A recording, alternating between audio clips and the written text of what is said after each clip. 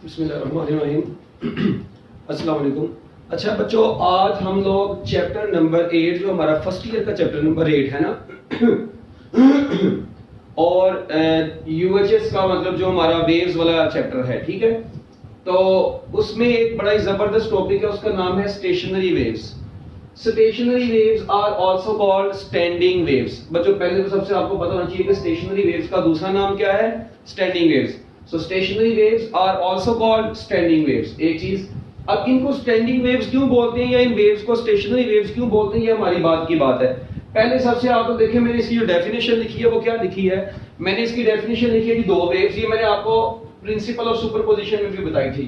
To waves of equal frequency.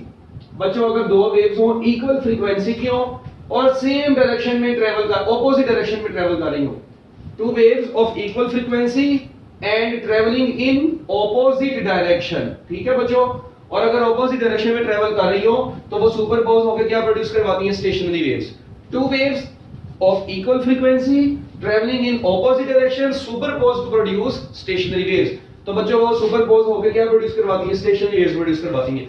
अब देखें, to waves of equal frequency but opposite direction, इससे क्या मुराद है। आप लोग देखें, यहां पर मैंने डायग्राम ड्रॉ किया, मैं दोबारा से बना देता हूं।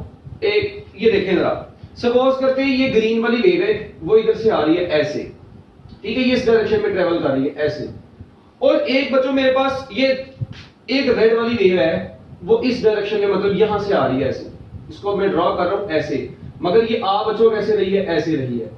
अब देखें, अब ग्रीन वाली वेव थी बच्चों वो इधर को जा रही थी, जबकि जो रेड वाली वेव है बच्चों वो इधर को आ रही है। अब मुझे बताएं, क्या ऐसा हो रहा है कि ये दो वेव्स हैं, क्या जितने क्रस्ट और ट्रफ इसमें उतने इसमें, मतलब दोनों की फ्रीक्वेंसी सेम है, फेज आउट है, इसका मतलब एक इधर को आ रही है एक इधर को जा रही है, डायरेक्शन इनकी ऑपोजिट है मगर फ्रीक्वेंसी इनकी दोनों की बच्चों क्या है, सेम है। दोनों की फ्रीक्वेंसी सेम है, डायरेक्शन क्या है, ऑपोजिट है। क्या सुपरपोज हुई है, तो सुपरपोज होने के बाद ही जो आपको एक पैटर्न सा नजर आ रहा है ना, इस पैटर्न ऑफ द वेव को क्या बोलते हैं, स्टेशनरी वेव बोलते हैं। इस पैटर्न को क्या बोलते हैं, स्टेशनरी वेव। अच्छा अब आप लोग जरा गौर करें, इसका मतलब ये हुआ कि ये स्टेशनरी वेव आपके सामने बनी। एक्चुअली अब ये भी कितने लूप्स पर मुश्तमिल है, एक लूप, ये दो लूप, ये एक क्रस्ट और ट्रफ पूरा मिलाकर ना एक लूप बनता है, इसे क्या बोलते हैं, एक लूप। इस वक्त इसमें टोटल कितने नंबर ऑफ लूप्स हैं, दो नंबर ऑफ लूप्स हैं। इसी तरह तीन भी बन सकते हैं, चार भी बन सकते हैं। तो मैंने आपके सामने तीन वे डायग्राम ड्रॉ किया है। अब आप लोग देखिए, जितनी भी मैं स्टेशनरी वेव्स का पैटर्न बनाऊंगा ना बच्चों, उन तमाम पैटर्न में एक चीज तो बड़ी नोटेबल होगी कि कुछ पॉइंट ऐसे होंगे जो मीन लेवल पर होंगे, ठीक है बच्चों। ये जो लेवल होता है, इस लेवल को क्या बोलते हैं, ऐसे ये लेवल मैं ड्रॉ करता हूं, इसे बोलते हैं mean level, mean position actually. और बच्चों ये जो पोजीशन है, ठीक है, ये वाली, इसे क्या बोलेंगे, एक्सट्रीम लेवल बोलेंगे। एक पॉजिटिव एक्सट्रीम होगा, दूसरा नेगेटिव एक्सट्रीम होगा। अच्छा अब आप लोगों ने इस चीज पर जरा गौर करना है और मुझे बताना है कि एक एक्सट्रीम लेवल है, एक मीन लेवल है। अब ये देखना है जरा कि क्या कुछ पॉइंट इस पर ऐसे हैं जो हमेशा रेस्ट पर रह रहे हैं, ये 1 2 3 4, क्या ये पॉइंट ऐसे हैं जिनका डिस्प्लेसमेंट जीरो। भाई मीन पोजीशन के ऊपर डिस्प्लेसमेंट क्या होता है, जीरो। इसका मतलब ये पॉइंट ऐसे पॉइंट हैं जो हमेशा मीन पोजीशन पर रह रहे हैं। तो स्टेशनरी वेव्स के ऊपर वो पॉइंट जो हमेशा मीन लेवल पर रहते हैं, जिनका डिस्प्लेसमेंट जीरो होता है, उन पॉइंट्स को नोड्स बोला जाता है। So points of zero displacement are called node. तो बच्चों पॉइंट ऑफ जीरो डिस्प्लेसमेंट को क्या बोलते हैं, नोड। और ये कहां पर रहते हैं, दे रिमेन्स एट रेस्ट। बच्चों ये हमेशा रेस्ट पर रहते हैं। जबकि दूसरी साइड पर आप लोग देखें, ये जो पॉइंट्स है ना, मतलब ये मैक्सिमम एम्पलीट्यूड, ये मैक्सिमम एम्पलीट्यूड, ये मैक्सिमम एम्पलीट्यूड, तो बच्चों वो पॉइंट जो मैक्सिमम डिस्प्लेसमेंट से वाइब्रेट करते हैं, और ये वाइब्रेट करते हैं, ठीक है ना।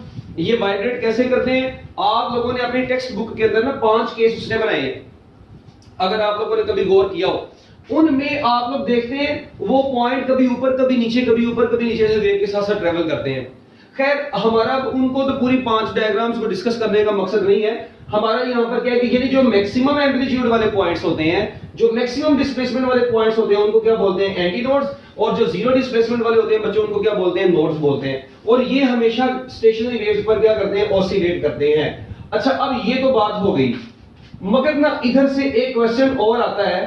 एक मतलब मेरे पेपर में देखा, उसने पूछा हुआ था, बताएं नोड्स के ऊपर, देखें दो वेव्स मिल ही रही है तो दोनों वेव्स के मिलने से ही नोड्स बने हैं। बताएं नोड्स के ऊपर कौन सी इंटरफेरेंस ओकर होती है?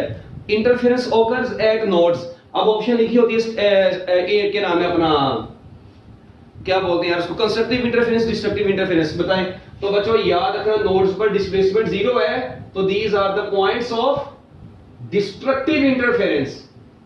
ये बच्चों कौन सी इंटरफेरेंस है? डिस्ट्रक्टिव इंटरफेरेंस को शो करते हैं। जबकि जहां पर मैक्सिमम डिस्प्लेसमेंट प्रोड्यूस हो रहा है वो कौन सी इंटरफेरेंस को शो करेंगे? ऑब्वियस ही बात है, कंस्ट्रक्टिव इंटरफेरेंस को शो करेंगे।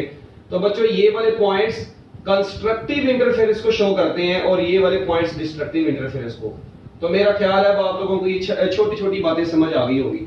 अच्छा अब एक चीज और है, कहते हैं energy can not transmitted across them. उसकी वजह मैं आपको बताता हूं। आप लोग देखें ये नोड्स है और ये एंटी नोड्स है ना। चलो मुझे एक बात बताओ, नोड्स रेस्ट पर हैं यानी मीन पोजीशन पर है और एंटी नोड्स एक्सट्रीम लेवल पर है। तो बच्चों मुझे एक बात बताएं, मीन पोजीशन पर काइनेटिक एनर्जी क्या होती है? Maximum. It means they have maximum kinetic energy at mean position. जबकि एक्सट्रीम पोजीशन पर बच्चों इनकी पोटेंशियल एनर्जी मैक्सिमम होती है। तो याद रखना नोड्स पर पोटेंशियल एनर्जी मिनिमम होती है, काइनेटिक एनर्जी मैक्सिमम होती है। और ये नहीं है कि मतलब एनर्जी इस नोड से निकल के आगे चली जाए, नहीं, एनर्जी इस लूप के अंदर अंदर ट्रेवल करती है और ऊपर जाती है तो उसकी काइनेटिक एनर्जी मिनिमम। नोड से गुजरते वक्त मैक्सिमम, मतलब इनके जो पार्टिकल्स है ना वो एक नोड से दूसरे नोड तक नहीं जाते। मतलब ये नहीं कि n2 से n3 पर चले गए, n1 से n3 पर चले गए, नहीं, एक ही लूप के अंदर अंदर इनकी एनर्जी ऑसिलेट करती है स्टेशनरी वेव्स की। ठीक है, ये अपने लूप को छोड़ के आगे नहीं जाते। तो क्योंकि इनकी एनर्जी अपने लूप को छोड़ के आगे नहीं जाती, इसी को हम लोग कहते हैं energy can not transmitted across them, और that is why they are called stationary waves, so called stationary waves. तो बच्चों इसीलिए तो हम लोगों ने इनका नाम स्टैंडिंग वेव्स या स्टेशनरी वेव्स रखा है, क्योंकि these waves can not transmit energy, ये एनर्जी को ट्रांसमिट नहीं करती, इसीलिए इनका नाम क्या है? स्टेशनरी वेव्स है। तो बच्चों points of zero displacement, the points which always remains at rest, points of constructive interference, points of maximum kinetic energy on stationary waves are called nodes. Similarly ये four definition मतलब क्या नाम है, 1 2 3 4 definition इसकी बन गई है। तो बच्चों ये नोड और एंटी नोड के बारे में मेरा ख्याल है आप लोगों को बातें समझ आ गई होंगी। अच्छा अब मैं थोड़ी सी और मजीद आगे बात करता हूँ। देखिए मुझे एक बात बतानी है आप लोगों ने, ये मैं आप लोगों के सामने एक वेव बना रहा हूँ, ये मैंने आप लोगों के सामने एक वेव बनाई। मुझे ये बताओ इस वक्त इसमें कितने नोड है? अब सारे यहाँ पे देंगे 3 नोड। ऐसे चलसी किस्म के लोग, इसमें कोई नोड और एंटी नोड नहीं, तो कल ही वेव है, ये बेचारी प्रोग्रेसिव वेव है, ये स्टेशनरी वेव है। अकल काम नहीं करती आप लोगों की, भाई ये स्टेशनरी वेव नहीं है। हाँ अगर मैं इसी तरह यहाँ पर एक ऐसे ड्रॉ कर दूं, अब बात समझ में आती है। कितने नोड है? 3 नोड है और कितने एंटी नोड बनेंगे? 2 एंटी नोड बनेंगे। अच्छा अब एक बात सुने, मुझे ये बताओ ये पूरी एक वेव है, इधर से देख लो या इधर से देख लो, इस पूरी वेव की वेवलेंथ कितनी होगी? ऑब्वियस ही बात है बच्चों, इस पूरी वेव की वेवलेंथ लैम्डा होगी। ओके अच्छा अगर सिर्फ इतने से हिस्से की बात करें, इधर से इधर तक, तो बच्चों ये λ/2 होगी। वेवलेंथ टोटल वेव के 2 पर डिवाइड कर देंगे तो λ/2 आ जाएगा। इसका मतलब ये क्या था? नोड 1 ये क्या था? नोड 2 ये क्या था? नोड 3। तो बच्चों डिस्टेंस बिटवीन 2 कंसेक्यूटिव नोड्स कितना आ गया? λ/2। तो बच्चों याद रखना डिस्टेंस बिटवीन 2 कंसेक्यूटिव नोड्स कितना होता है? एक नोड से दूसरे नोड तक का डिस्टेंस λ/2 होता है। ओके अगर आप लोग इसका भी मजीद हाफ कर दें, यहां से यहां तक, ये λ/2 का भी मजीद हाफ कर दें, बच्चों इसका भी आप मजीद हाफ करेंगे तो आंसर आ जाएगा λ/4।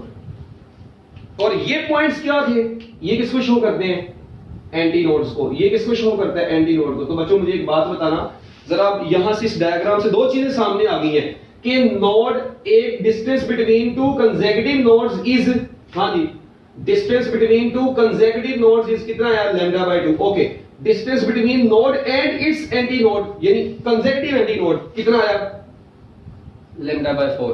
अच्छा अब मुझे एक बात बताओ, इसी तरह एक एंटी नोड से दूसरे एंटी नोड तक का भी कितना होगा? अगर एक नोड से दूसरे नोड तक का λ/2 है तो एक एंटी नोड से दूसरे एंटी नोड तक का बच्चों कितना होगा?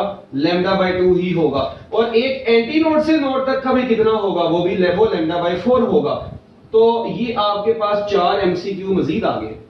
Distance between 2 consecutive nodes is λ/2, distance between node and anti node is λ/4। फिर इस एंटी नोड से इस नोड तक का देख लो भाई, ये यहां से यहां तक का भी देख लो, तो जो ये वाला सिचुएशन थी वही ये वाली सिचुएशन बनेगी, तो यहां पर भी λ/2 आएगा। और एक एंटी नोड से किसी भी नोड तक का देख लो बच्चों, वो कितना होगा, इधर से इधर तक का देख लो वो λ/4 है, इधर से इधर का देख लो वो λ/4 है।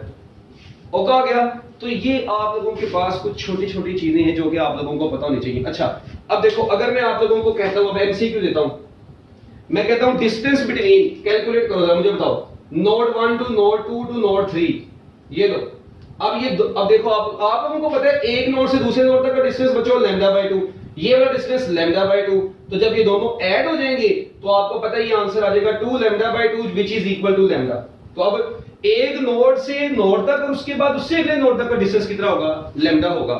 इसी तरह बच्चों मैं आप लोगों को कहता हूं यार एक नोड से दूसरे नोड और दूसरे नोड से उसके एंटी नोड तक का डिस्टेंस। अब देखो, अब पहले नोड से नोड तक का डिस्टेंस कितना है बच्चों, λ/2, इधर आएगा λ/2। फिर इस नोड से ये बोले n2 से a2 के दरमियान में कितना होगा, तो एक नोड से एंटी नोड के दरमियान में λ/4 होता है। एलसीएम लो, इधर 4 आ जाएगा, इधर 2λ प्लस λ आएगा व्हिच इज इक्वल टू 3λ/4। तो मेरा ख्याल है अब आप लोगों को नोड्स और एंटी नोड्स के दरमियान में डिस्टेंस पता चल गया होगा कि किस तरीके से हमने निकालना है। ठीक है, तो बच्चों ये आप लोगों ने याद रखने हैं, ये छोटे छोटे एमसीक्यू आए थे। देखो अब ये कितना एंटी नोड है, ये दूसरा एंटी नोड है, ये पहला एंटी नोड था, ये दूसरा था। अब मैं आप लोगों को एक एमसीक्यू देता हूं जी, डिस्टेंस बिटवीन नोड, ठीक है जी, distance between first node and sixth anti node. ये डिस्टेंस बिटवीन फर्स्ट नोड यानी पहले नोड से लेकर तो सिक्स्थ एंटी नोड तक। अब एक बात सुनना, इधर ड्रॉ करते हैं जरा, ये देखो जरा छोटी सी मैं डायग्राम ड्रॉ करता हूं। अब मुझे ये बताओ, ये 1 2 3 4 5 6 नोड हो गए, 1 2 3 4 5 और ये छठा एंटी नोड आ गया। ठीक है, अब यहां तक का डिस्टेंस आपने एक्चुअली बताना है। अब मेरी बात सुनो, अब मैं आपको एक छोटा सा तरीका बताऊंगा, distance between first node and sixth anti node. अब बच्चों फर्स्ट नोड ये है, मुझे एक बात बताओ, सिक्स्थ एंटी नोड से पीछे कितना नोड होगा, पांचवा नोड होगा। अकल है ना आप लोगों में। अब देखिए ना, आप लोगों ने दिमाग चलाना है। और भाई देखो, पहला नोड, दूसरा, तीसरा, चौथा, पांचवा, छठा, यानी सिक्स एंटी नोड से पीछे जो होगा ना वो n6 होगा। जरा दिमाग चलाने की बात है। इसका मतलब n6 से a6 के दरमियान में डिस्टेंस λ/4 होगा। और भाई ऐसे ही है ना, n6 से यहां तक का डिस्टेंस λ/4 होगा। मगर इससे पहले का टोटल डिस्टेंस कितना होगा, नोड 1 से नोड 6 तक का। बच्चों सुने, नोड 1 से यहां तक पूरी 1 लैम्डा, फिर 2 लैम्डा, फिर λ/2। यानी कि आप लोग ये कह सकते हैं कि पहले नोड से 6 नोड तक n1 टू n6 कितना होगा। बच्चों दो नोड मिलके एक लैम्डा बनाते हैं, ये दोनों मिलके एक लैम्डा बना दिया इन्होंने, फिर इन्होंने मतलब ये पूरों ने मिलके एक लैम्डा बना दिया, और ये वाला कितना बच गया, λ/2 बच गया। तो बच्चों ये कितना आंसर आ जाएगा, ये आ जाएगा 2λ plus λ/2 which is equal to 5λ/2। ये आप लोगों के पास n1 टू n6 आया, पहले नोड से छठे नोड तक का डिस्टेंस आया है। मगर अब हमने तो एंटी नोड तक का पूछा है, इट मींस इसमें अभी आप क्या ऐड कर देंगे, मजीद λ/4 ऐड करेंगे। तो बच्चों जब 4 ऐड करेंगे, ये 4 आ गया, ऊपर कितना आ जाएगा, तो भाई इधर 4 आएगा ना, तो ये बन जाएगा 11λ/4 इज योर आंसर। तो बताने का मकसद ये है कि आप लोगों को अब नोड्स और एंटी नोड्स के दरमियान का डिस्टेंस पता होना चाहिए, बस बात खत्म। जब आप लोगों को डिफरेंट नोड्स और एंटी नोड्स के दरमियान में डिस्टेंस निकालना, आगे फिर टेंशन ही खत्म। तो तरीका यही है जो मैंने अब आप लोगों को बता दिया है। ठीक हो गया। तो अब मेरा ख्याल है कि आप लोग इसको बड़े अच्छे तरीके से आसानी से जो है ना बच्चों वो कैलकुलेट कर सकते हैं। किसी भी स्टेशनरी वेव के ऊपर जितने भी नोड्स के दरमियान देखें, अब इसका ट्रिक एक बनाए ना, मैं कहता हूं नोड 1 से नोड 7 तक, तो नोड एंटी नोड 7 तक, तो एंटी नोड 7 के पीछे क्या होगा, एंटी नोड 7 के पीछे नोड 7 होगा। ऐसे ही ना, तो नोड 1 से लेकर नोड 7 तक का डिस्टेंस देख लो, उसके बाद उसमें λ/4 ऐड कर दो। तो इतना मुश्किल, बहुत ज्यादा मुश्किल आता नहीं है, मगर आप लोग ट्रिक अप्लाई करेंगे, शॉर्टकट अप्लाई करेंगे, इसकी कैलकुलेशन खुद करेंगे दिमाग में। ठीक है, अब इसकी प्रैक्टिस आप लोगों ने करनी है, डिफरेंट एमसीक्यूज इसके बनाए अपने घर में बैठे और इसको करें। ठीक है बच्चों, तो ये था जी आपका स्टेशनरी वेव्स का इंट्रोडक्शन। ठीक है, ये स्टेशनरी वेव्स का बिल्कुल मैंने भी आप लोगों को क्या बताया है बच्चों, इंट्रोडक्शन बताया है। ठीक है, तो आप लोगों ने याद रखना है कि जितने भी पार्टिकल्स हैं इसमें नोड्स के अलावा, वो तमाम अपनी मीन पोजीशन के गिर्द वाइब्रेट करते हैं। इसका मतलब है एंटी नोड्स ऑलवेज ऑसिलेटिंग होते हैं और ये सिंपल हार्मोनिक मोशन भी परफॉर्म कर रहे हैं, ऑसिलेटरी मोशन परफॉर्म कर रहे हैं। ठीक हो गया बच्चों? तो इसके बाद अब एक चीज यहां पर आप लोगों ने मेरा ख्याल है कि बस बहुत है, ये अब आप लोगों का स्टेशनरी वेव्स का इंट्रोडक्शन हो गया। ठीक है, अब इंशाल्लाह हम लोग पढ़ेंगे stationery waves in stress string. तो इसकी जरा स्क्रीनशॉट ले लें ताकि हम लोग आगे चले। ठीक है,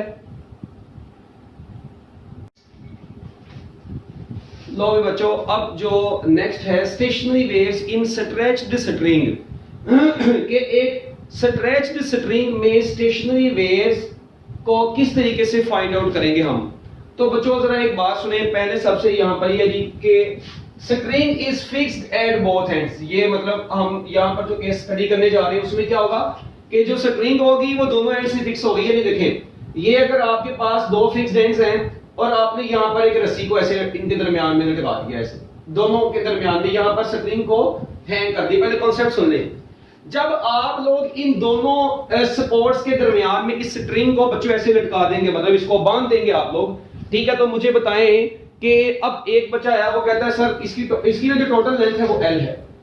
ठीक है, इसकी टोटल लेंथ बच्चों कितनी है? L। एक बच्चा आया, वो कहता है सर मैंने इसको प्लग करना है, इसको देखिए प्लग करने से आपको पता है रस्सी को ऐसे करके छोड़ देंगे ऐसे, तो ये ऐसे ऐसे मतलब वाइब्रेट करेगी इस फॉर्म में। तो ये डिफरेंट लूप्स में वाइब्रेट करती है। वो कैसे करती है उसका मैं आपको एक शॉर्टकट बताऊंगा। याद रखना, यहां तक की जो लेंथ होगी बच्चों वो कितनी होगी? L/2। L/2 यानी उसका हाफ हो गया। अच्छा, सपोज करें यहां पर लेंथ है L/4, यहां पर लेंथ है बच्चों L/6। आप लोग इसको डिफरेंट पोजीशन से प्लग कर रहे हैं। When string is plugged at middle, ठीक है, इसको बोलते हैं मिडल। तो बच्चों जो स्ट्रिंग को मिडल से प्लग करते हैं ना, ऐसे मतलब ऐसे मिडल से प्लग करके छोड़ दिया, तो जब स्ट्रिंग को मिडल से प्लग करते हैं तो कितने लूप बनते हैं बच्चों? याद रखना, स्टेशनरी वेव का एक लूप बनता है। कितने लूप बनते हैं?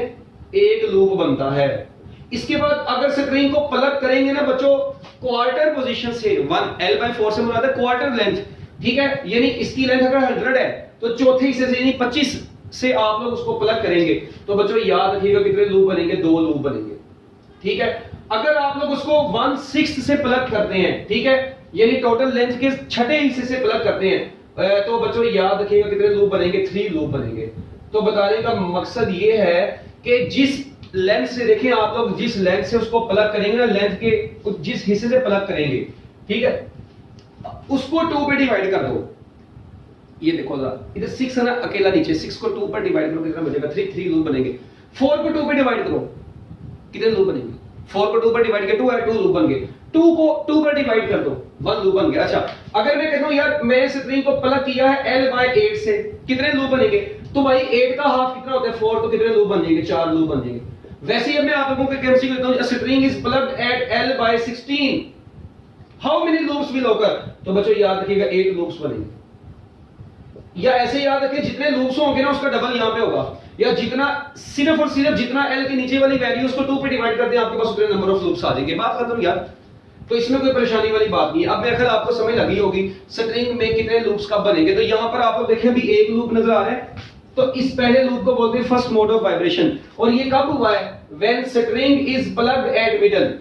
String is plugged at middle, बच्चों स्ट्रिंग को मिडल से प्लग किया है, डन हो गया। ये पहला केस आ गया। अच्छा, 2 लूप बने हुए, 2 लूप्स देखते साथ आप लोग बता देंगे कि स्ट्रिंग को कहां से प्लग किया गया है।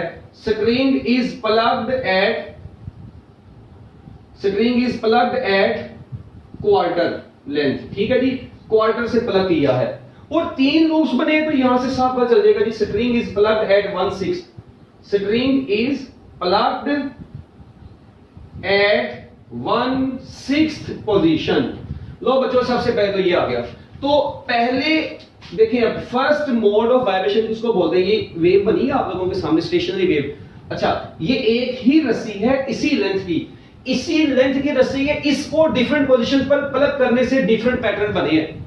मैंने रस्सी की लेंथ को चेंज नहीं किया, लेंथ यहां पर कांस्टेंट है, ये बात याद रखना। इन तीनों पोजीशंस में आप लोग देखें जितना डिस्टेंस ये उतना ये उतना ये, इट मींस उसी रस्सी में पहले एक लूप बनाया, उसी रस्सी में 2 लूप बनाए, उसी रस्सी में 3 लूप बनाए। मैंने रस्सी ने डिफरेंट दी, रस्सी एक ही है, उसको डिफरेंट पोजीशन से बस प्लग किया है। वेरी इंपॉर्टेंट कॉन्सेप्ट, बड़ी इंपॉर्टेंट बात मैं बोल रहा हूं। string is only one and we are going to plug this string at different positions. हम लोग स्ट्रिंग को डिफरेंट पोजीशन से प्लग कर रहे हैं। मिडल से प्लग किया, एक लूप बना। क्वार्टर से प्लग किया, कितने लूप बने? 2 लूप। 1/6 से प्लग किया, कितने लूप बने? 3 लूप्स। 1/8 से प्लग करेंगे, कितने लूप बनेंगे? 4 लूप। 1/10 से प्लग करेंगे, कितने लूप बनेंगे? 5 लूप। 1/12 से प्लग करेंगे, कितने लूप बनेंगे? 6 लूप। पहले वाले लूप की फ्रीक्वेंसी दूसरे वाले के तीसरे वाले की क्या सेम होगी? भाई इसमें एक लूप है, इसकी फ्रीक्वेंसी, इसमें 2 लूप है, इसकी फ्रीक्वेंसी पहले से ज्यादा होगी, इसमें 3 लूप है, इसकी फ्रीक्वेंसी दोनों से ज्यादा होगी। इट मींस डिफरेंट पोजीशन से प्लग करने से जो वेव्स अंदर जनरेट हो रही है ना, उनकी फ्रीक्वेंसी डिफरेंट है। जब उनकी फ्रीक्वेंसी डिफरेंट होगी तो इन वेव्स की, ये वेव्स की वेवलेंथ भी क्या होगी? डिफरेंट होगी। तो याद रखना, स्टेशनरी वेव्स इन स्ट्रेच स्प्रिंग में डिफरेंट पोजीशन से प्लग करने पर डिफरेंट फ्रीक्वेंसी वाली स्टेशनरी वेव्स जनरेट होती हैं, डिफरेंट वेवलेंथ वाली स्टेशनरी वेव्स जनरेट होती हैं। एक बात। अच्छा अब देखें, अब जरा बच्चों अगली बात आप लोगों ने सुनी, ये तो मेरे को समझ लग गया होगा, इसको मैं इरेज कर देता हूं, ठीक है। और आगे चलते हैं कि स्प्रिंग को प्लग करने से किस पोजीशन से प्लग करेंगे, कितने लूप बनेंगे, ये एमसीक्यू आ सकता है, मैंने आपको बता दिया। उसके बाद अब देखिए, यहां पर पहले लूप की फ्रीक्वेंसी को बोलते हैं फर्स्ट मोड, दूसरे वाले को बेसिकली बोलते हैं सेकंड मोड, जिसमें 2 लूप बने। 3 बने होंगे तो थर्ड मोड, 4 बने होंगे तो फोर्थ मोड, 5 बने होंगे तो फिफ्थ मोड, ठीक है। मगर हमारी बुक में भी इस वाला है। अब आप लोगों ने क्या काम करना, ये मुझे ये बताओ कि क्या इधर यहां पर, बल्कि एक काम और, अभी फ्रीक्वेंसी, क्या आप लोग इसकी फ्रीक्वेंसी, इसकी फ्रीक्वेंसी, इसकी फ्रीक्वेंसी कैलकुलेट कर सकते हैं? बिल्कुल कर सकते हैं। आपने इनकी फ्रीक्वेंसीज कैलकुलेट करनी है बच्चों, मगर फ्रीक्वेंसी को कैलकुलेट करने से पहले वाली जो बात है ना, वो जो मैं बताने लगा वो सुनना था। आपने फ्रीक्वेंसी कैलकुलेट करनी है ना, उससे पहले मुझे बताएं, स्टेशनरी वेव जब रस्सी में प्रोड्यूस होती है ना, तो इनकी कोई ना कोई तो स्पीड होगी, जारी बात है, ये वाइब्रेट करें, किसी स्पीड से वाइब्रेट कर रही है स्टेशनरी वेव्स। इनकी स्पीड कैलकुलेट करने का ना बच्चों फॉर्मूला होता है √f/m, v is equal to √f/m, ये फॉर्मूला होता है बच्चों। f यहां पर याद रखना, f है tension in the spring, f is tension in spring, ठीक है बच्चों। f क्या है? स्प्रिंग में टेंशन है। m क्या है? mass per unit length of the spring है। ये अकेला m नहीं है, ये नजर का धोखा है, ये mass per unit length of the spring है। स्प्रिंग की mass ओवर l की वैल्यू है और लेंथ यूजुअली 1 होती है, तो इसलिए उसने m ही अकेला लिखा है। तो ये याद रखना है बच्चों, ये m अकेला नहीं बल्कि क्या है? m ओवर l है ये, ओके। तो अब मुझे एक बात बताओ, इन तीनों में से किसकी फ्रीक्वेंसी ज्यादा होगी? और सॉरी, तीनों में से किसकी स्पीड ज्यादा होगी? स्टेशनरी वेव्स तीनों में जनरेट हुई है, सबसे ज्यादा स्पीड ऑफ स्टेशनरी वेव्स इन तीनों में से किसकी होगी? अब अक्सर बच्चों के दिमाग में है यार ये फ्रीक्वेंसी जिसकी ज्यादा उसकी स्पीड ज्यादा होगी ना, ऐसा चक्कर नहीं है। स्पीड का फार्मूला आप लोगों के सामने लिखा है, एफ टेंशन को बोलते हैं। जब रस्सी आप लोगों के पास एक है, ठीक है, जब रस्सी आप लोगों के पास एक है, उसको डिफरेंट पोजीशन से प्लग करें, उसकी टेंशन के ऊपर फर्क कोई नहीं पड़ेगा, क्योंकि जितनी मजबूती से बांधना था बांध दिया है। स्ट्रिंग की टेंशन को उसकी टाइटनेस या उसका लूजनेस एक्सप्लेन करता है। जब आप लोगों ने एक मुकम्मल तौर पर टाइट करके इसको रख दिया, अब इसकी टेंशन फिक्स हो गई है। तो बच्चों ये देखें, स्पीड के फार्मूले में टेंशन तो चेंज नहीं हो रही, इन तीनों में टेंशन सेम है, क्योंकि टेंशन तो टाइटनेस या लूजनेस के ऊपर डिपेंड करती है। ये तो इक्वली टाइट है तीनों। हाँ, प्लग दिया है डिफरेंट पोजीशन से, प्लगिंग से टेंशन नहीं चेंज होती। So tension in the spring is constant, number 1, okay. फिर क्या स्प्रिंग का मास, मैंने बोला था एक ही स्प्रिंग है, इसका मतलब मास भी वही है, लेंथ भी वही है। क्या m ओवर l भी कांस्टेंट है, टेंशन भी कांस्टेंट, तो स्पीड क्या रहेगी? कांस्टेंट। तो बच्चों याद रखना, जो स्पीड ऑफ स्टेशनरी वेव इसमें है ना, वही इसमें, वही इसमें है। तो एक लाइन लिख ले, speed of stationary waves is independent of number of loops. लिखो, speed of stationary waves in a stretched spring, speed of stationary waves in a stretched spring, speed of stationary waves in stretched spring, या जहां पर भी stationary waves is independent of number of loops, is independent of number of loops।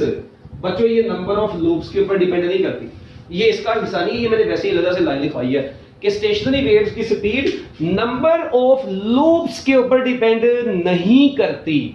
It means इन तीनों में मैं speed को constant ही consider करूंगा। क्यों? क्योंकि तमाम की टेंशन और मास पर यूनिट लेंथ सेम है। इसीलिए स्पीड इनकी सेम कंसीडर होगी। हाँ, डिफरेंस किस में होगा? इनकी फ्रीक्वेंसीज में होगा, इनकी वेवलेंथ में होगा। v is equal to F lambda होता है। जब स्पीड कांस्टेंट हो जाएगी तो फ्रीक्वेंसी और वेवलेंथ का इनवर्स रिलेशन आ जाएगा। इट मींस अगर इसकी फ्रीक्वेंसी कम है, इसकी फ्रीक्वेंसी ज्यादा, इसकी फ्रीक्वेंसी सबसे ज्यादा नजर भी आ रहा है, तो frequency depends upon number of loops. ये भी लिख रहे हैं, frequency of stationary waves depends number of loops.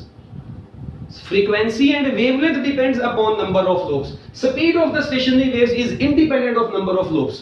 तो देखिए frequency depends upon number of loops. लिख लिया?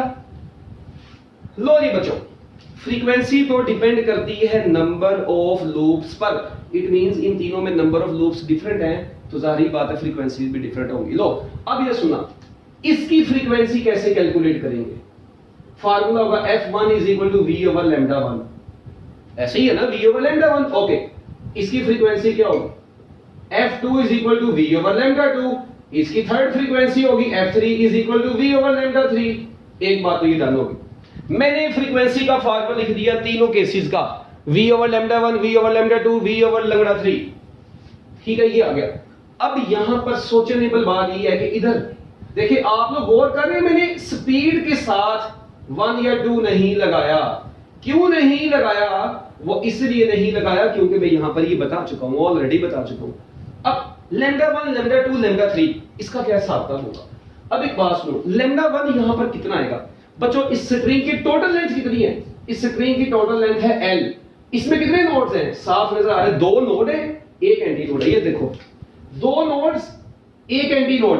तो बच्चों इसकी टोटल लेंथ में कितना, ये देखो ना, इसकी टोटल लेंथ किसके बराबर आ गई फिर? अब ये देखें जरा, आप लोग मुझे खुद बताएं, अगर उस नोड से उस नोड तक का टोटल डिस्टेंस यानी l, ये किसके बराबर आ रहा है? लैम्डा बाय 2 के बराबर नहीं आ रहा।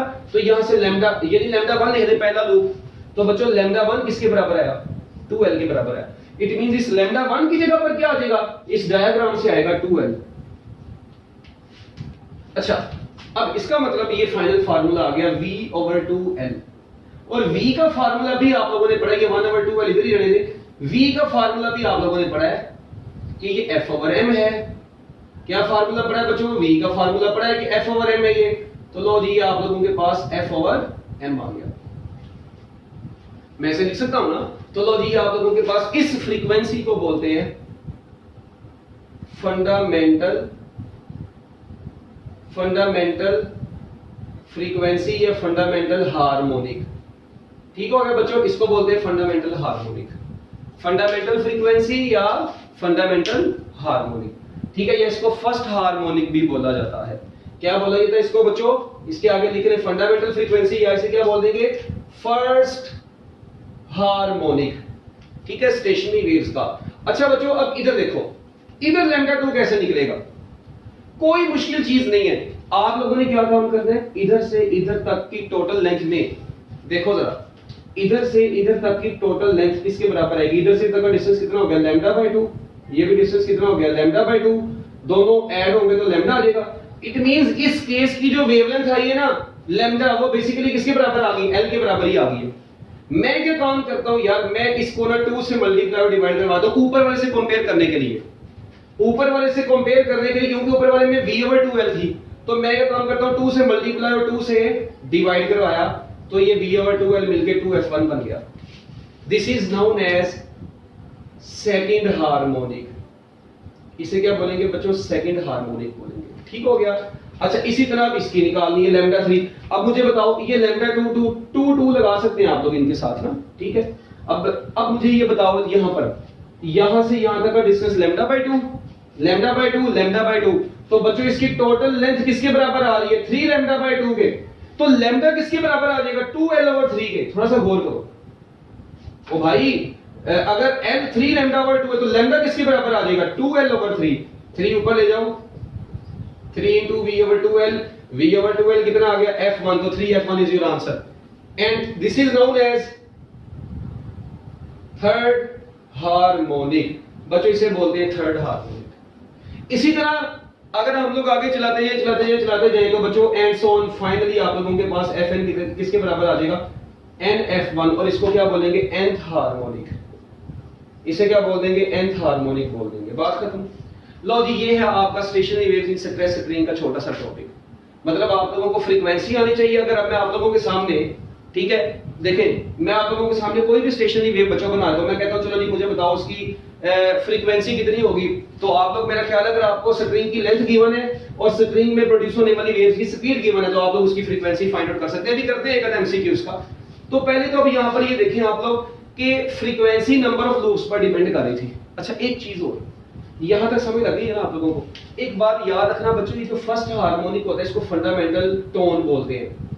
इसको दूसरा नाम इसका क्या है? फंडामेंटल टोन भी इसको बोला जाता है। मगर बच्चों जो फंडामेंटल फ्रीक्वेंसी के मल्टीपल्स होते हैं, इसको minimum frequency on the stationary waves, this is the minimum frequency on stationary waves in suppressed string. So minimum frequency is known as fundamental frequency और first harmonic or fundamental tone, ठीक है ना? जबकि ये जो फंडामेंटल फ्रीक्वेंसी का multiple है, ये भी फंडामेंटल फ्रीक्वेंसी का मल्टीपल है। तो इन multiples of fundamental frequency are called overtones. तो बच्चों ये पहला मल्टीपल है फंडामेंटल फ्रीक्वेंसी का, तो इसे बोलेंगे फर्स्ट ओवरटोन। इसे क्या बोलेंगे? First overtone. ये फंडामेंटल फ्रीक्वेंसी का पहले के बाद दूसरा वाला आ गया, इसे क्या बोलेंगे? सेकंड हार्मोनिक को क्या बोलेंगे?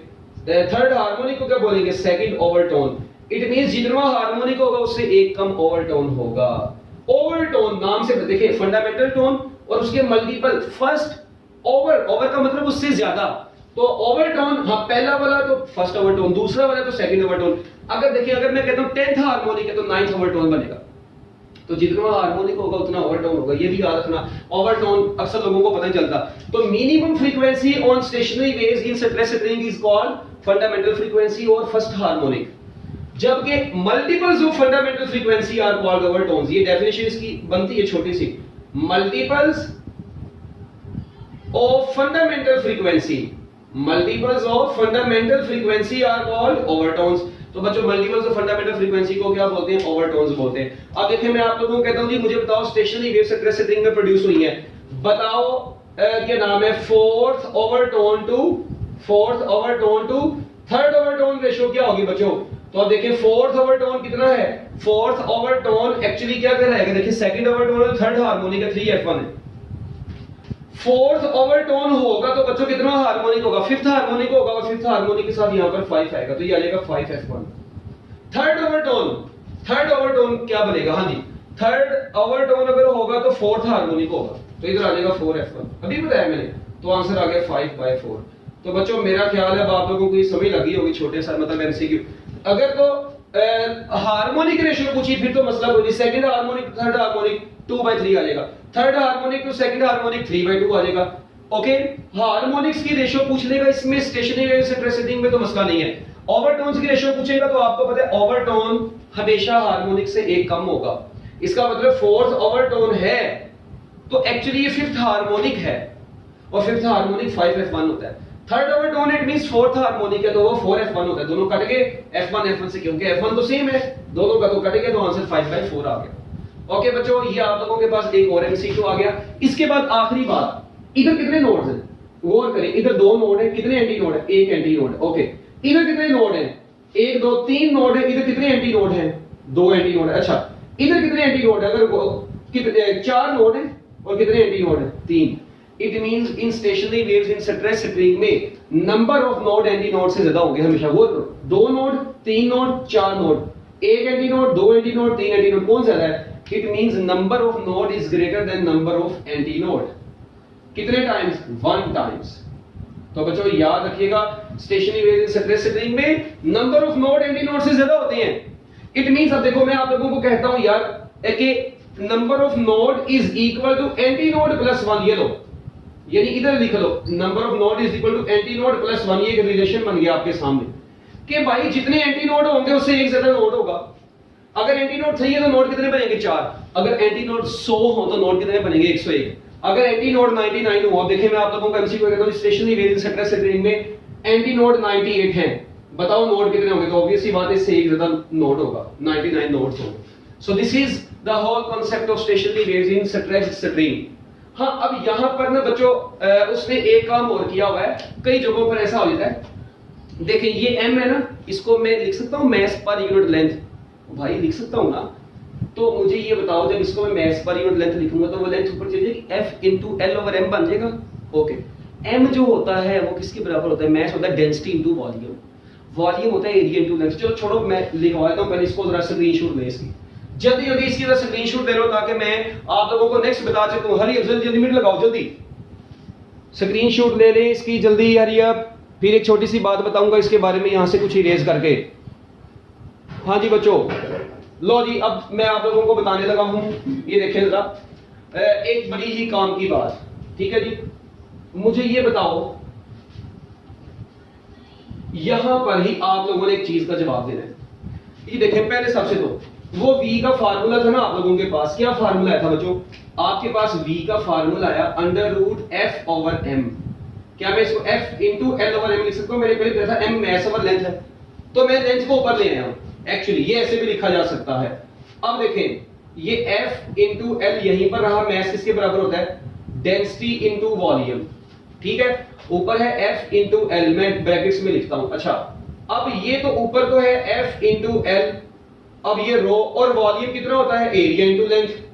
बच्चों वॉल्यूम कितना होता है, एरिया इंटू लेंथ, वॉल्यूम होता है एरिया इंटू लेंथ। बच्चों लेंथ लेंथ से कट गई, क्या बच गया आपके पास, क्या बच गया आपके पास, सिर्फ और सिर्फ ये बच गया under root force over density into area. Okay, और अगर आप लोग यहां पर अब देखें जरा, ये फोर्स नहीं है एक्चुअली, ये एक्चुअली क्या है, टेंशन इन द स्प्रिंग है।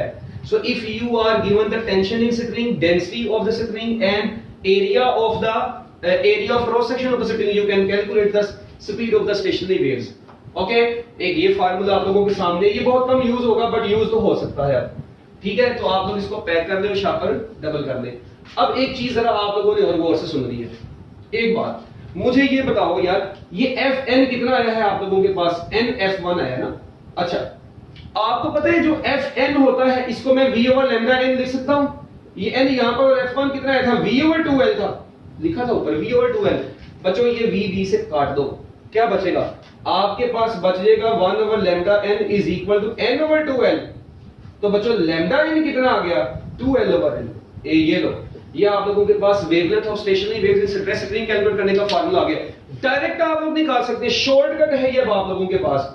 क्या शॉर्टकट है बच्चों, शॉर्ट कट आप लोगों के पास ये आया है कि देखिए, अगर मैं आपको कहता हूं जी थर्ड हार्मोनिक है, बताओ direct third harmonic stationery waves in stress spring में थर्ड हार्मोनिक की वेवलेंथ क्या होगी। ओ भाई थर्ड हार्मोनिक है तो n की जगह पर 3 लगा दो, तो lambda 3 is equal to 2l/3 answer आ गया थर्ड हार्मोनिक की वेवलेंथ। तो यहां पर भी हमने कैलकुलेट की थी, तो बजाय ये कि आप लोग पूरी कैलकुलेट करें, जस्ट फार्मूला ज़हन में रख लें।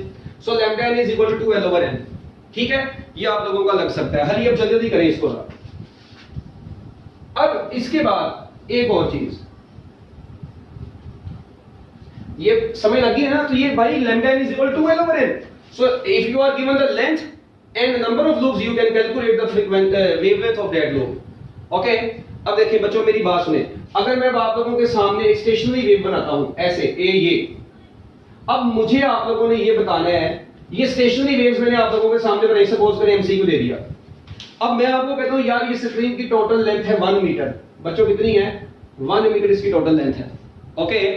ओके, और ये स्प्रिंग वाइब्रेट, अब मुझे बताएं इसकी वेवलेंथ कितनी हो, what will be the wavelength of stationary wave. बस वेवलेंथ ऑफ स्टेशनरी वेव बतानी है आप लोगों ने, सिर्फ अभी इतना पूछा है मैंने। भाई अगर तो सिर्फ लेंथ दे के वेवलेंथ पूछी होगी तो सबसे पहले देखिए कितने नंबर ऑफ लूप्स हैं, 1 2 3 4 नंबर ऑफ लूप्स हैं। तो lambda n is equal to क्या था, lambda n is equal to 4l over n। हाँ जी, तो बच्चों यहां से लैम्डा 4 किसके बराबर आ जाएगा, लेंथ 1 आ गई, n 4 आ गया, कट गया, तो बच्चों वेवलेंथ आ गई 1 मीटर।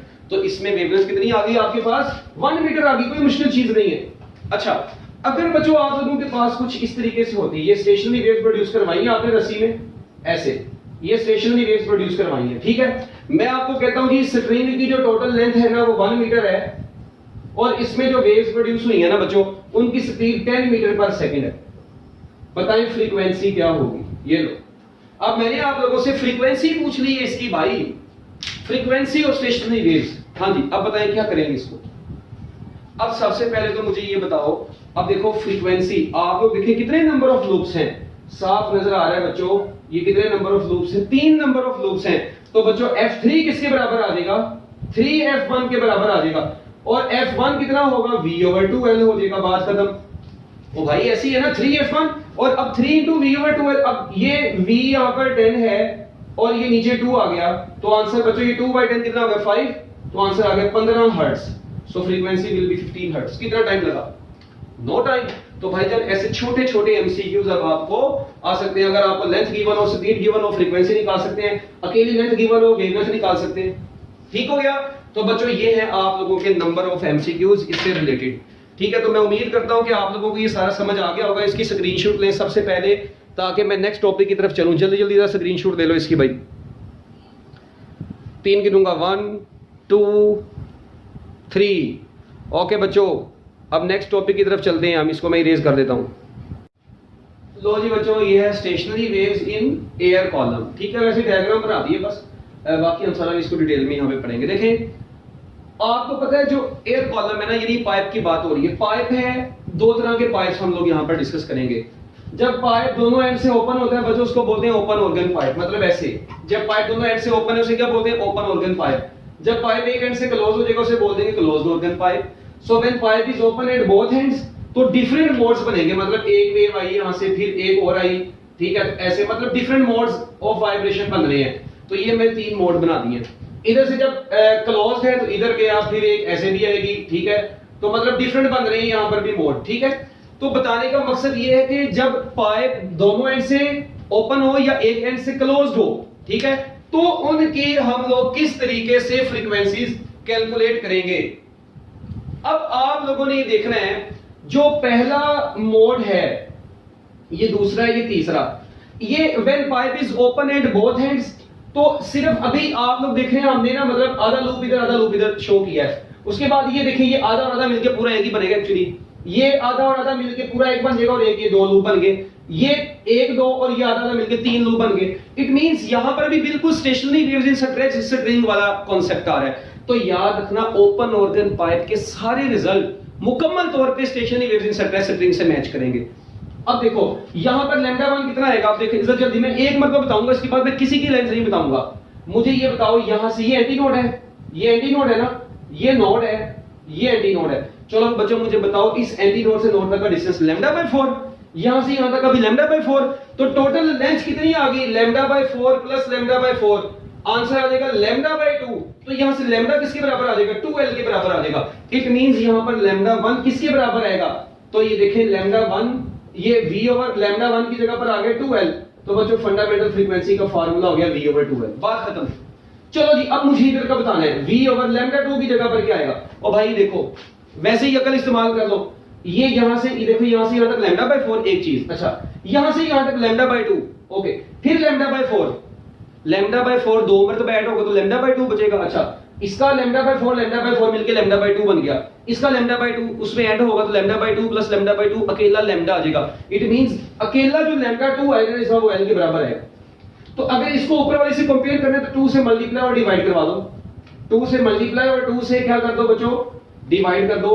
तो जब आप लोग इसको 2 से मल्टीप्लाई और डिवाइड करवा दोगे तो ऑब्वियसली बात है कितना आ जाएगा, 2f1 आ जाएगा। सो this is second harmonic, okay. अच्छा, इसके बाद λ3 कैसे निकलेगा, v/, हाँ जी, λ3 कैसे निकलेगा। अब बिल्कुल वैसे ही, कैसे बोला, λ/2 प्लस λ/2 लैम्डा हो गया, और ये λ/4 प्लस λ/4 λ/2, तो लैम्डा प्लस λ/2 कितना हो गया, 3 λ/2। तो बच्चों जब 3 λ/2 l के बराबर आ जाएगा तो यहां से लैम्डा किसके बराबर आ जाएगा, 2l/3। तो लैम्डा यहां से बच्चों आ जाएगा 2l डिवाइडेड बाय 3। बताया मैंने पिछले केस में भी, ठीक है। मतलब यार इसकी सिर्फ हमने कैलकुलेशन करनी है, मेरा ख्याल वो तो कोई औखा काम नहीं है आप लोगों के लिए। तो बच्चों ये कितना बन जाएगा, 3 ऊपर चला जाएगा, 3 into v/2l, तो आंसर आ गया 3f1। Low ji, and so on ही चलता जा रहा है। तो आप लोग देख रहे हैं क्या इसके जो रिजल्ट आया है वो सारा का सारा किससे मैच कर रहा है, स्टेशनरी वेव्स इन स्ट्रेच स्ट्रिंग से मैच नहीं कर रहा, बिल्कुल उसे मैच कर रहा है। ओके, अब क्लोज्ड ऑर्गन पाइप में देखना है। क्लोज्ड ऑर्गन पाइप में आप लोग देखें, यहां पर तो v रहा λ1 की जगह पर, ये एंटी नोड है, ये नोड है, कितना डिस्टेंस होगा, एंटी नोड से नोड तक लेंथ बराबर आ जाएगी λ/4। तो बचा लैम्डा किसके बराबर आ जाएगा, 4l के बराबर। इट मींस ये बराबर आ जाएगा 4l के। बात खत्म। ओके, इधर देखो अब जरा, अब आप लोग देखिए ये डिस्टेंस कितना है, λ/4, ये कितना है λ/2, तो λ/4 प्लस λ/2 करो, λ/4 प्लस λ/2, तो नीचे 4 आ गया, ऊपर आ जाएगा 3 लैम्डा। तो L बराबर आ गया 3 लैम्डा बाय 4 के, तो लैम्डा किसके बराबर आ जाएगा 4L डिवाइडेड बाय 3, तो ये बन जाएगा 3 into V over 4L which is equal to 3f1। लो जी आप लोगों के पास अब fundamental frequency V over 4L थी और सेकंड कितनी आ गई 3f1 आ गई। ओके चलो जी इसके बाद बच्चों इसको देखें, इसे हम लोग क्या बोल रहे हैं V ओवर, हाँ जी लैम्डा 3 की जगह पर एक बात सुनना, ये लैम्डा बाय 4, ये लैम्डा बाय 2, ये लैम्डा बाय 2, ये लो मैं अंदर लिख दिया ताकि रोलाई खत्म हो, सबको ऐड कर दो टोटल लेंथ के बराबर। L इज इक्वल टू ये देखो lambda by 2 plus lambda by 2 मिलके लैम्डा बन गया। ओके उसके बाद जब लैम्डा बाय 4 में ऐड होगा तो 5 लैम्डा बाय 4 आ जाएगा, तो यहां पर कितने आएगी लेंथ कितनी आ जाएगी 4L बाय 5, तो बच्चों 5 ऊपर चला गया तो V ओवर 4L बन गया और V ओवर 4L की जगह पर क्या आ गया f1, तो आपके पास f3 किसके बराबर आ गया 5f1 एंड सो ऑन, ये चलता जा रहा है। तो लो जी एक चीज यहां से क्लियर अब हो गई हमारे पास कि जो हमारे पास अब fn आएगा ना बच्चों वो किसके बराबर आएगा nf1 के बराबर आएगा, जबकि यहां पर जो fn आएगा ना बच्चों वो किसके बराबर आएगा वो भी nf1 के बराबर आएगा, मगर दोनों में फर्क क्या होगा, इसमें जो n होगा ना वो होगा 1 2 3 4 एंड सो ऑन, मगर इसमें जो n होगा ना बच्चों वो सिर्फ होगा 1 3 5 7 एंड सो ऑन, क्योंकि आप लोग देख रहे हैं इसमें फंडामेंटल फ्रीक्वेंसी के ओड नंबर्स आ रहे हैं 1 3 5, इसमें 1 2 3 सब कुछ आ रहा है, तो odd multiples of fundamental frequency आ रहे हैं, तो ये fn is equal to nf1 ये आया आप लोगों के पास, और इसमें f1 v over 4l है, इसमें f1 v over 2l है, तो ये चीज पता चल गई। अच्छा उसके बाद एक बड़ी इंटरेस्टिंग चीज आप लोग देखते हैं, ये जो f1 है ना इसको क्या बोलेंगे, इसे बोलेंगे फर्स्ट हार्मोनिक, क्या बोलेंगे फर्स्ट हार्मोनिक, इसे क्या बोलेंगे सेकंड हार्मोनिक, ऑब्वियस ही बात है। अच्छा इसे क्या बोलेंगे थर्ड हार्मोनिक, मैंने मान लिया। ओके ये हार्मोनिक हार्मोनिक हार्मोनिक हो गए। ओके इस तरह इसको क्या बोलेंगे, इसे बोलेंगे फर्स्ट हार्मोनिक, इसको क्या बोलेंगे बच्चों, इसको बोलेंगे थर्ड हार्मोनिक, क्योंकि सेकंड तो इसमें आया ही नहीं है।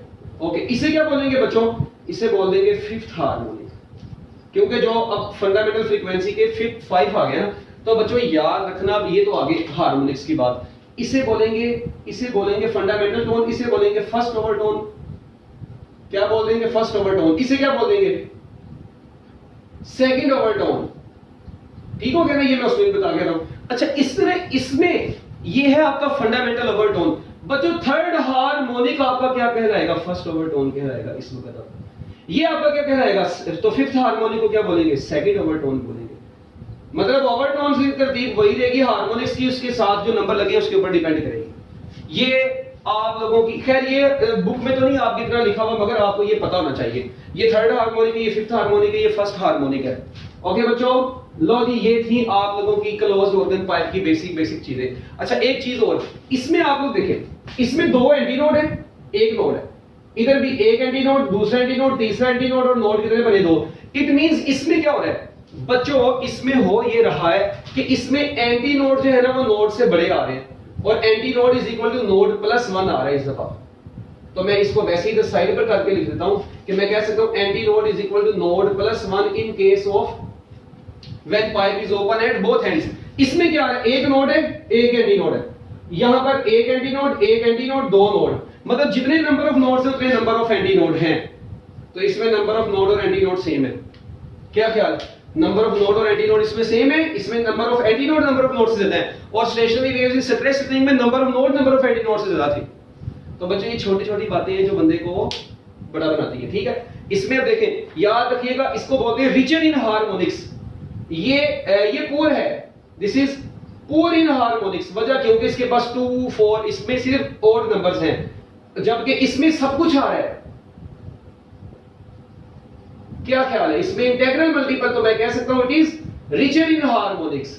तो बच्चों ये हार्मोनिक्स में रिचर है, सो रिचर इन हार्मोनिक्स, और जबकि ये पुअर इन हार्मोनिक्स है, इसमें सिर्फ ऑड इवन नंबर्स नहीं आ रहे ऑड नंबर्स आ रहे हैं। इसी तरह ना बच्चों एक और चीज, क्या आप लोग ये कह सकते हैं कि fundamental frequency of open pipe कितनी है V over 2L, okay fundamental frequency of closed pipe कितनी है देखना जरा, fundamental frequency of closed pipe है V over 4L, मैं इसको ऐसे लिखता हूं पहले, फंडामेंटल फ्रीक्वेंसी ऑफ थोड़ा सा fundamental frequency of closed V over 4L, क्या मैं इसको लिख सकता हूं F C is equal to V over 1/2 into V over 2l? ये देखो जरा 1/2l ऐसे लिख सकता हूं? बच्चों मुझे ये बताएं F C is equal to 1/2 और ये एफ ओपन ना बन गई क्योंकि ये फंडामेंटल फ्रीक्वेंसी है ओपन पाइप की, ये क्लोज की थी, तो क्या मैं कह सकता हूं F closed is equal to F open over 2, और मैं ऐसे भी लिख सकता हूं F open is equal to 2 times F closed. तो बच्चों याद रखना fundamental frequency of open pipe is equal to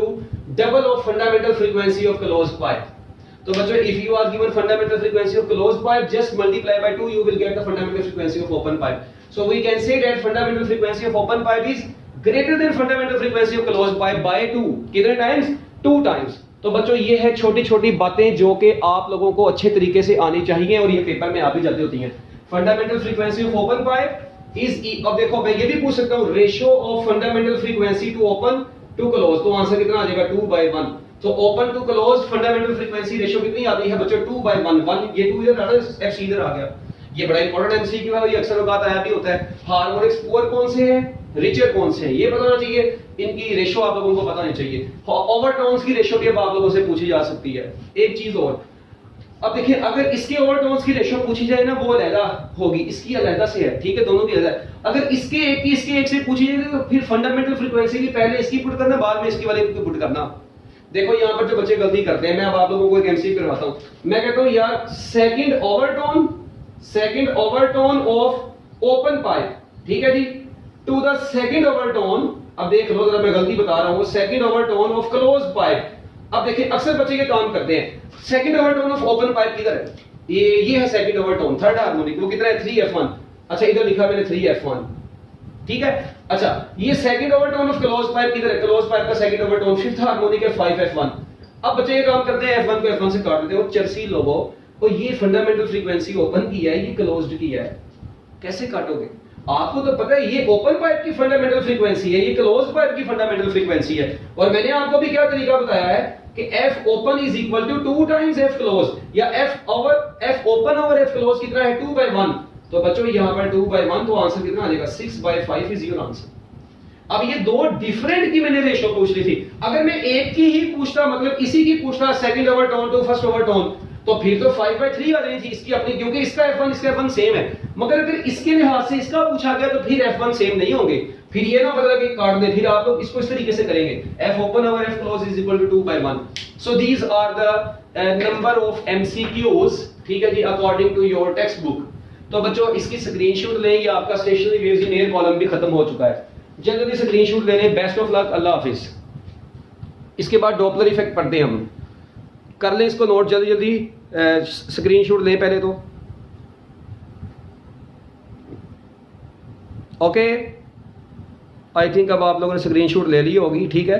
तो अब आप लोग इसको अच्छे तरीके से अपने दिमाग के साथ, ठीक है, घर में बैठ के जरा सोल्व करें। Best of luck. बिस्मिल्लाहिर्रहमानिर्रहीम। अच्छा बच्चों, डॉपलर इफेक्ट हमारा अब मतलब एक नेक्स्ट टॉपिक है ये। So apparent change in frequency of wave due to relative motion between source of wave and observer. बच्चों अगर तो वेव की फ्रीक्वेंसी में अपेरेंट चेंज आएगा, मतलब देखें आप लोग देखें फ्रीक्वेंसीज में कई मतलब चेंज आता है ना, मगर यहां पर जो हम लोग चेंज इन फ्रीक्वेंसी को स्टडी करेंगे वो थोड़ा सा डिफरेंट है। मैं आप लोगों को कहता हूं जी मेरे पास ना एक क्या नाम है, सपोज करें एक ट्रेन है, ठीक है, ये ट्रेन है, यहाँ पर ये ट्रेन और यहाँ पर एक ऑब्जर्वर है, यहाँ पर ये ट्रेन प्लेटफॉर्म के ऊपर खड़ी हुई है, इसने आगे को जाना है, अभी ये रेस्ट पर है, ठीक है, ऑब्जर्वर इधर है। मुझे बताएं इस वक्त ट्रेन ने अपना हॉर्न ऑन किया, ठीक है, अपना हॉर्न ऑन किया, इस बंदे को कोई आवाज आ रही है। बच्चों इस वक्त ये जो ऑब्जर्वर इस ट्रेन के हॉर्न से जो साउंड सुन रहा है, वो ये जो साउंड सुन रहा है, वो फ्रीक्वेंसी जो सुन रहा है वो ओरिजिनल फ्रीक्वेंसी वाली साउंड सुन रहा है। इस वक्त जो साउंड सुन रहा है उसकी फ्रीक्वेंसी ओरिजिनल फ्रीक्वेंसी है, वो f है, ओके। अब होगा क्या, अभी तक 4 केस बनेंगे। अगर ये ट्रेन इस ऑब्जर्वर से दूर जाना शुरू हो जाएगी तो ये जो बंदा अब आवाज सुनेगा, अब ये फ्रीक्वेंसी f नहीं रहेगी बल्कि ये चेंज होकर f प्राइम हो जाएगी। हाँ, हमें नहीं पता क्या हो जाएगी, वो भी देखेंगे। अच्छा अगर ये ट्रेन इधर से इधर जाए, मतलब इससे आगे जाए, ठीक है, या आप लोग सपोज कर लें कि यहां पर था, इसकी तरफ आ रही थी ऐसे, मतलब ऑब्जर्वर यहां पर खड़ा हुआ ऐसे, ट्रेन इसकी तरफ आ रही है, इससे अवे जा रही है, ठीक है। और ऐसा भी तो हो सकता है कि ट्रेन यहीं पर रहे, ऑब्जर्वर इसके अवे जाए या इसकी तरफ जाए। बताने का मकसद ये है कि आप लोग देखेंगे जब भी इन दोनों में से किसी एक में भी रिलेटिव मोशन होगी ना, तो जो ट्रेन की साउंड होगी ना वो ऑब्जर्वर के लिहाज से चेंज होना शुरू हो जाएगी। तो फ्रीक्वेंसी में ये हालांकि ये टेस्ट में बताने वाली चीज थोड़ी, तो आप लोगों को पता है, हम लोग केस यहां पर देख रहे हैं कि कौन सा किस वक्त लग रहा है। So apparent change in frequency of the wave कब? ड्यू टू रिलेटिव मोशन किसके दरमियान में, between source and observer. So source और ऑब्जर्वर के दरमियान में रिलेटिव मोशन की वजह से जब फ्रीक्वेंसी में चेंज आता है, उस चेंज इन फ्रीक्वेंसी के इफेक्ट को डॉपलर इफेक्ट बोला जाता है। अब अक्सर बच्चे सोचते हैं कि यार ये यहां पर बात हुई है वेव की, याद रखना बच्चों एक लाइन लिखे, Doppler effect is applicable for light waves. बच्चों ये लाइट वेव्स के लिए भी एप्लीकेबल है, ठीक है, इलेक्ट्रोमैग्नेटिक वेव्स के लिए भी एप्लीकेबल है, इलेक्ट्रोमैग्नेटिक वेव्स के लिए भी एप्लीकेबल है, और इसके अलावा बच्चों साउंड वेव्स के लिए भी एप्लीकेबल है। It is applicable for all these type of waves, ठीक है। लाइट वेव्स के लिए भी एप्लीकेबल है, इलेक्ट्रोमैग्नेटिक वेव्स के लिए भी एप्लीकेबल है, साउंड वेव्स के लिए भी एप्लीकेबल है, ये तमाम के लिए मतलब एप्लीकेबल है। और इसको हम लोग डिफरेंट केसेस में पढ़ते हैं। अभी फिलहाल हम लोग जो केस पढ़ने लगे बच्चों, वो कौन सा है हमारा? वो साउंड वेव्स वाला केस है जो हम लोग पढ़ने लगे, ठीक है, कि डॉपलर इफेक्ट साउंड वेव्स के ऊपर कैसे एप्लीकेबल है। हमारे जो केसेस होंगे ये साउंड वेव्स के हवाले से। तो लो बच्चों, अब ना बच्चों को फार्मूलाज नहीं समझ लगते कि कब, अब देखिए ये इसका मतलब पहले समझ लें। Observer is moving towards source, जो लिखा है टुवर्ड्स, जब ऑब्जर्वर लिख दिया है इट मीन सोर्स रेस्ट पर है, ये अंडरस्टूड है। जब सोर्स लिख दिया इट मीन ऑब्जर्वर रेस्ट पर है, ये आपकी बुक की बात है, ठीक है। ये थोड़ा सा हट गया, ये मैं बताता हूं बाद में। Observer is moving towards stationary source, observer is moving away from the stationary source, source is moving towards stationary observer, source is moving away from the stationary observer. जो यहां पर मूविंग में है ना, दूसरा वहां पर रेस्ट पे है। अगर ऑब्जर्वर मूविंग पर है तो सोर्स रेस्ट पर है, सोर्स मूविंग पर है तो ऑब्जर्वर रेस्ट पर है, फिर तो रिलेटिव मोशन होगी। रिलेटिव मोशन ये ना, एक बॉडी दूसरी बॉडी के लिहाज से कितनी मोशन में है, एक बॉडी रेस्ट में, दूसरी बॉडी उसके लिहाज से मोशन में, this motion is known as relative motion. तो इस तरीके से लो जी, अब observer is moving towards stationary source या observer is moving away from the stationary source, तो हम लोग इनको कैसे निकालेंगे? अब आप लोगों ने जो चीज यहां पर समझनी है, मैं आप लोगों को पहले ना एक बिल्कुल देसी फार्मूला बताता हूं, एफ प्राइम, जो जारी बात है जब ऑब्जर्वर ये सोर्स मूव करेंगे फ्रीक्वेंसी में चेंज तो आएगा, वो जो चेंज इन फ्रीक्वेंसी होगी वो एफ प्राइम होगी। एक बात याद रखना, ये F prime is equal to, ऊपर आता है v प्लस माइनस यूओ और नीचे लिख दें v plus minus US into F. अच्छा, अब इनमें ना पहले आप लोग सुन लें कि ये है क्या चीज है। आपकी बुक में ये फार्मूला नहीं लिखा हुआ, मगर इससे देखना भी मैं किस तरह, ये 6 के 6 फार्मूला इसलिए निकालूंगा एक शॉर्टकट से। आप लोगों ने सबसे पहले ये देखना है बच्चों कि यहां पर f क्या है, जो चेंज इन फ्रीक्वेंसी आएगी, जो चेंज इन फ्रीक्वेंसी आएगी वो लेफ्ट साइड पर होगी। जो f है ये ओरिजिनल फ्रीक्वेंसी हुआ करेगी हमेशा, हर केस में ये याद रखना, ये ओरिजिनल फ्रीक्वेंसी, ये ऑब्जर्व्ड फ्रीक्वेंसी है, ऑब्जर्व्ड फ्रीक्वेंसी है।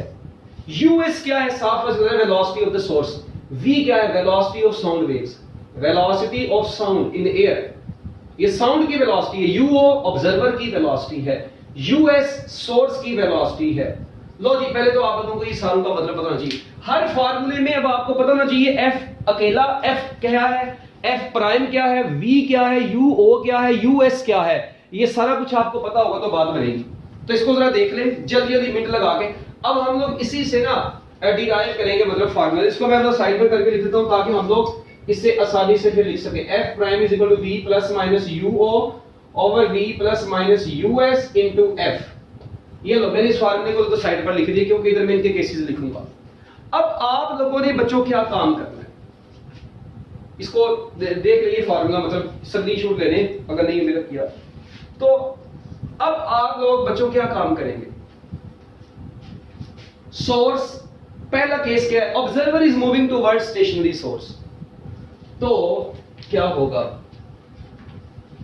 लो जी बच्चों, when observer is moving towards stationary source, source is at rest, पहले सबसे फार्मूला लिखे, वो क्या था, f prime is equal to, ऐसे ये ब्रैकेट बाहर f, ये तो ऐसे ही आएगा। अच्छा, कौन मूविंग कंडीशन में, ऑब्जर्वर मूविंग कंडीशन में तो ऊपर वाला v और u तो ऐसे ही आएगा।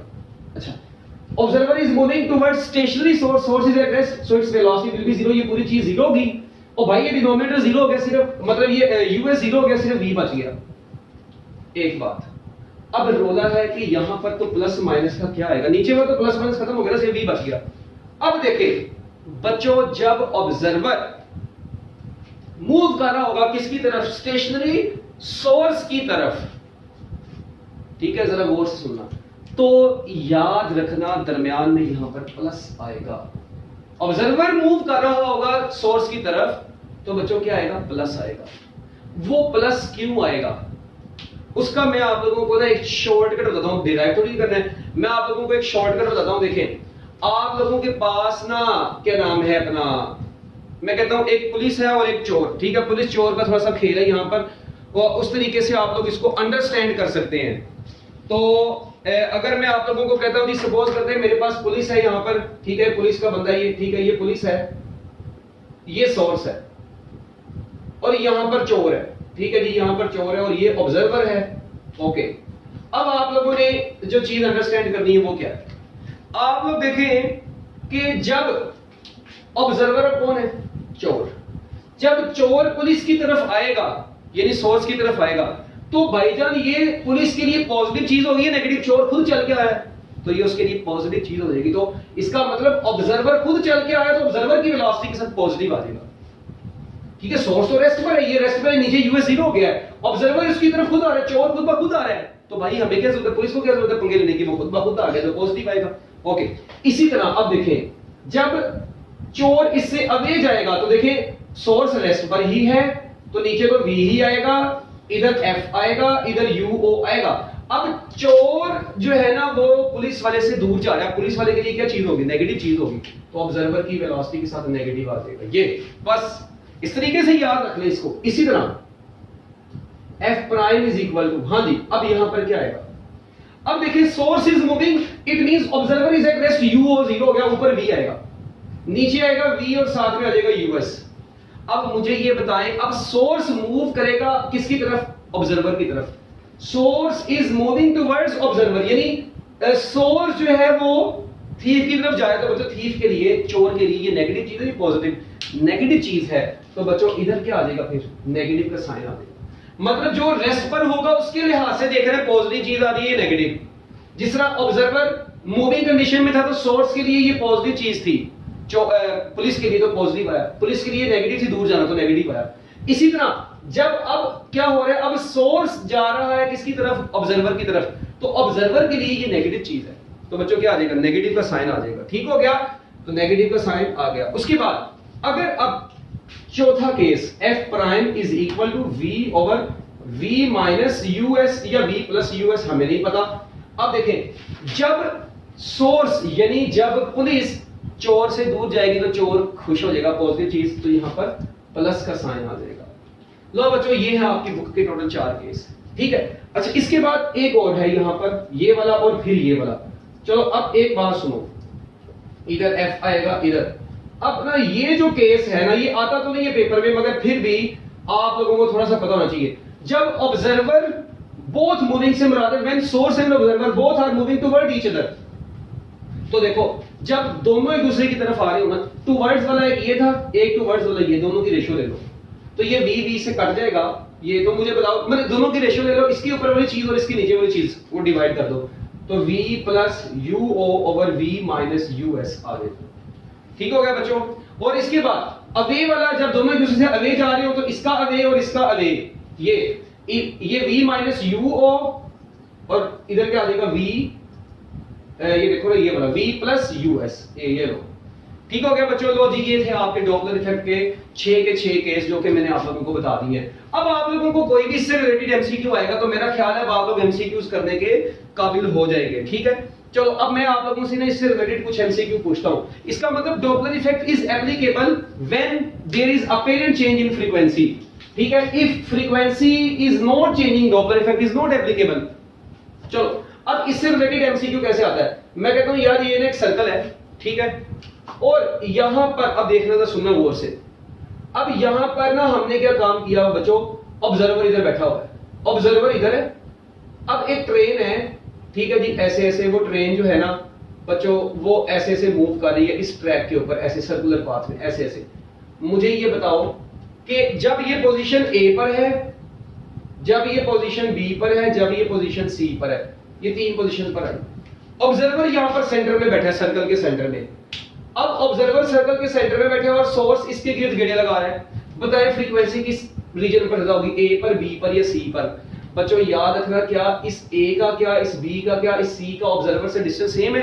इट मींस जब ये ट्रेन ए पर होगी, जो फ्रीक्वेंसी ऑब्जर्वर को इस वक्त सुनाई देगी, जब बी पर आएगी तब भी यही सुनाई देगी, जब सी पर आएगी तब भी यही सुनाई देगी। इस ऑब्जर्वर के लिहाज से ट्रेन की फ्रीक्वेंसी में चेंज नहीं आएगा। सो याद रखना, एफ ए, एफ बी या एफ सी आपस में क्या होंगे, इक्वल होंगे। So Doppler effect is not applicable in circular path. तो बच्चों हम लोग वैसे ही कह सकते हैं, not applicable for circular path. Doppler effect is not applicable along circle, मगर कंडीशन है सर्कल की। क्या condition? When source is moving in a circular path and observer is at the center of the circle, or source is at the center of circle and observer is moving along circular path. Both cases are same. So Doppler effect is not applicable. एक और चीज याद रखना, Doppler effect is not applicable for perpendicular directions. वो थोड़ा हट के उसको रहने दो। इसके बाद एक और चीज, when both observer and source, ये देखो, observer and source are moving in the same direction with same velocity. Observer and source are moving in same direction, बच्चों सेम डायरेक्शन में जा रहे हैं और सेम वेलोसिटी के साथ, ऑब्जर्वर की वेलोसिटी सोर्स की वेलोसिटी के इक्वल है अगर, तो बच्चों मुझे बताओ नो चेंज इन फ्रीक्वेंसी। तो फ्रीक्वेंसी में तो चेंज नहीं आएगा। तो बच्चों याद रखना, जब फ्रीक्वेंसी में चेंज नहीं आएगा तो Doppler effect is not applicable.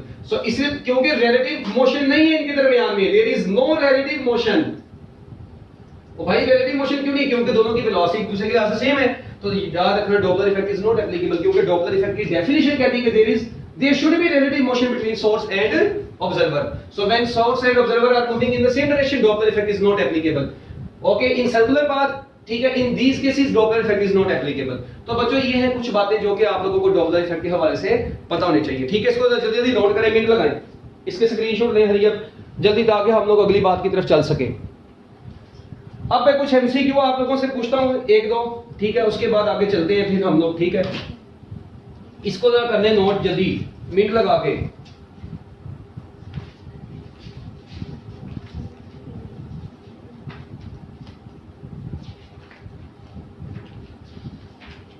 अब ना यहां पर एक आधा एमसीक्यू मतलब लिख लें कि an observer is moving away from the stationary source, लिख लें an observer is moving away from stationary source, an observer is moving away from stationary source,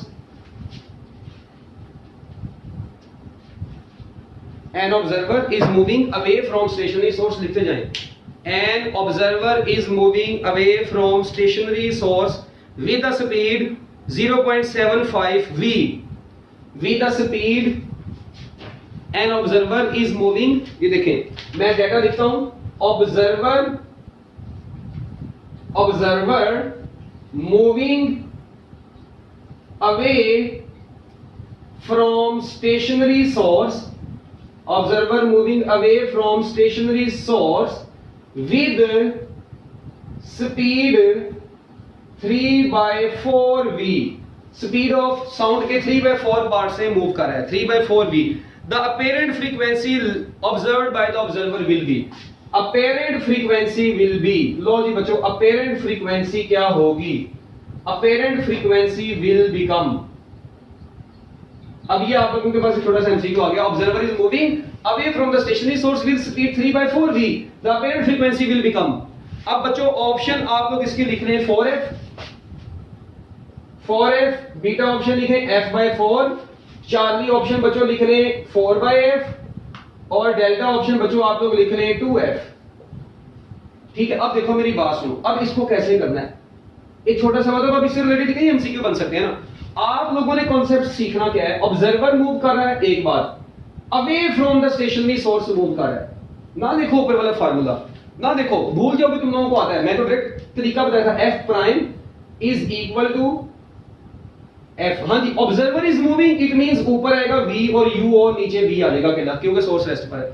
अच्छा, अब observer is moving away from stationary source, यानी observer चोर है और stationery source police है। अब चोर पुलिस से दूर जा रहा है, पुलिस के लिए क्या चीज हो जाएगी? नेगेटिव। तो मैंने बताया था ये नेगेटिव आ जाएगी। एक बात तो फार्मूला आप लोगों के सामने आ गया। अब जो ऑब्जर्वर की स्पीड है वो कितनी दी है मैंने आपको? बच्चों मैंने आपको बोला ऑब्जर्वर की जो स्पीड है वो 3/4v है, तो नीचे v और साथ में ये f बच गया। जब ऊपर आप लोग एलसीएम लेंगे 4v माइनस 3v ओवर 4, नीचे v और साथ में ये आ गया f, तो बच्चों वो ऊपर कट गया, सिर्फ और सिर्फ क्या बच गया? मतलब 3v minus 4v minus 3v, v/4 और नीचे आ गया v इंटू f। क्या ख्याल है? तो बच्चों अब ये v से कट नहीं गया, देखो v से कट जाएगा तो आपके पास सिर्फ और सिर्फ क्या बचेगा? तो आपके पास बच्चों जो f प्राइम बचेगी वो f/4 आ जाएगी। सो f/4 इज योर आंसर। कितना टाइम लगा? तो इसका मतलब है कि अब इसमें तो टाइम ही कोई लगा भाई, f/4 is your final answer, बस खत्म कहानी। तो आपको अगर ऑब्जर्वर की वेलोसिटी दी हो और ठीक है जी आप लोगों से अपीरेंट फ्रीक्वेंसी पूछ ली जाए in terms of original frequency, तो बाय चांस सिर्फ इन्हीं को यूज करना है आपने बस, तो आपके आंसर आ जाने हैं। तो लो जी बच्चों ये है आपका डॉपलर इफेक्ट का छोटा सा टॉपिक, ठीक है, जो कि अब मेरी तरफ से मुकम्मल तौर पे खत्म हो चुका है। तो आप लोग इसको नोट कर लें, अच्छे तरीके से समझ लें। अब इससे रिलेटेड एमसीक्यूज मेरा ख्याल है आप लोगों को आने चाहिए, ठीक है बच्चों। सो बेस्ट ऑफ लक, अल्लाह हाफिज। मेन चीज आपकी जो थी ना वो डॉपलर इफेक्ट की, वो सारी मैंने आपको बता दी है। तो डॉपलर इफेक्ट के रिलेटेड एमसीक्यूज, ठीक है। एक चीज और आपको पता होना चाहिए, जब सोर्स, आखिरी बात सुनने, जब ऑब्जर्वर मूव करता है ना सोर्स की तरफ और सोर्स रेस्ट पे होता है, तो वेवलेंथ में, ठीक है ना, कोई चेंज नहीं आ रहा होता, स्पीड और फ्रीक्वेंसी में चेंज आ रहा होता है। और बच्चों जब सोर्स मूव कर रहा होता है ना तो उसकी वेव्स में कंप्रेशन आती है, एक्सपेंशन आती है, फिर वेवलेंथ में चेंज आता है, फिर फ्रीक्वेंसी में चेंज आता है, ठीक है।